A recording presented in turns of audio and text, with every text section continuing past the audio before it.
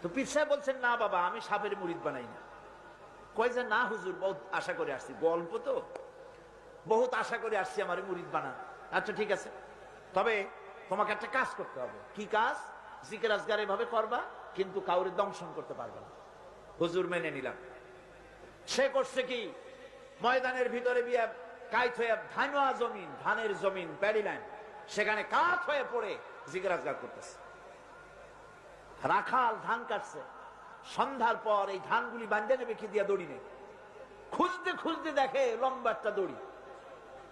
ওইটা যে সাপ সে তো বুঝে না, সে ওইটারে ধরিয়া এরপরে ধানের আটি বাঁধতেছে। সাপে তো খুব মহারা, সাপ তো আর যেই সেই সাপ না, মারাত্মক সাপ। সাপ বলতেছে, আরে বাবা, তুই আমারে দড়ি মনে করলি, আমি তোর কেমন দড়ি, মুরিদ না হইলে টার পাওয়া দিতাম।